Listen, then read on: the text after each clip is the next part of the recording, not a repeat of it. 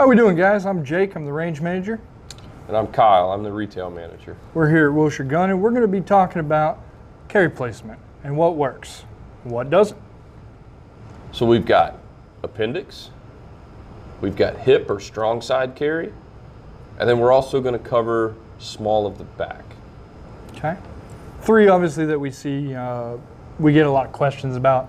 Probably some of the most prominent, because I think people think, you know, right there on the belt line. Obviously, when you think holster, you think hip. Let's start off alphabetically, the appendix carry. So we call it appendix because it's located by the appendix on your body. Pretty cut fast. It's amazing where they came up with that name, isn't it? Some benefits of the appendix carry. Obviously, your gun is here in front of you, able to achieve a faster draw.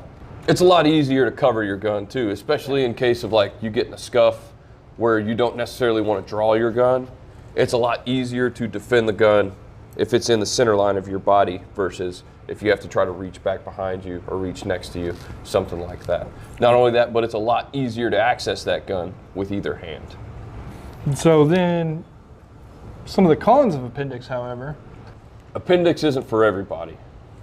It's a really uncomfortable position, and it's different if you've never done it before. And you have to find on your body where it works the best if it's going to work for you. There's a ton of different holster options. I mean, there's everything from little bitty holsters to great big holsters. Everybody thinks, oh, well, I got to carry the smallest gun possible. Not true, man. You'll be amazed at what you can get away with. Right. Just everyday clothing, what you're able to carry. That is, like he was saying, one of the biggest benefits of the appendix being in the front. Just the anatomy of the human body, how it sits. That gun is pressed back into your body, so when your shirt is falling straight down, creates, you know, a little bit more concealability as to something bulging off your side or potentially out of your back. That leads to the next option, which is strong side or strong side hip, anywhere basically between the 3 o'clock to 5 o'clock area on the waistline. Or if you're a lefty, the 10 to the 7. Right, I'd say this is probably one of the most popular carry positions, it's for sure. It's one of the most popular, probably followed next by appendix. Right. Just because a lot of people, strong side hip carry is, it's almost natural for them, because anytime you wear a holster that's outside the waistband, where are you going to wear it? You're not going to walk around with an outside appendix holster or an outside small of the back holster. You're always going to walk around with a strong side outside the waistband holster. Right. So, I mean, obviously, pros out of that, natural draw stroke. Just as you reach to draw, it's a pretty natural motion there. Also, I mean, it works both ways.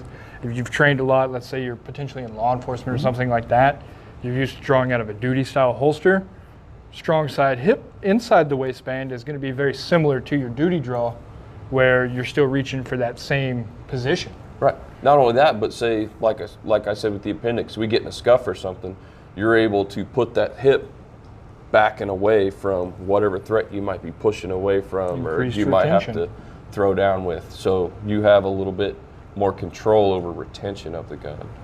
And so let's move on to small of the back. Is this a good place? How does this work? And my initial knee-jerk reaction is it's not something I would do. Being in the center of the small of the back, it's an awkward position to try to reach for. It's hard to retain potentially a weapon out of that position. Yeah. Somebody comes up behind you. I mean, you're fighting them around, you know, trying to reach back. It's just not natural for the body to reach that far back in a quick, fluid motion. Well, not only that, but I always like to bring up, you get in a scuff, you get put on your back, how are you going to be able to draw your gun whenever you're laying on top of it?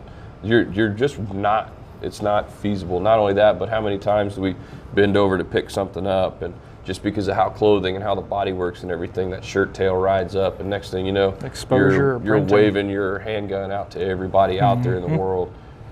And that's, I mean, that's one of the biggest deals about concealability is concealing the weapon. Obviously, if I reach up, I'm showing my gun, I need to either check my clothing choice or my potential carry position. If it's, I mean, if you're exposing it or printing it, then it's not really doing you much good. You might as well duct tape it to your chest. I'm not going to say don't get so caught up in trying to hide everything that you go out and you buy clothes that are 3 sizes too big. Don't do that. You'd be surprised how little people actually pay attention to stuff like that. And if it does print, don't freak out over a minor printing for a split second, because 9 out of 10 times nobody's even going to notice it. They're not looking at your hips. They're not looking at your appendix. They won't even notice. So I mean, find what's comfortable. Now, don't be rolling around in skin tight clothing and be like, it's fine.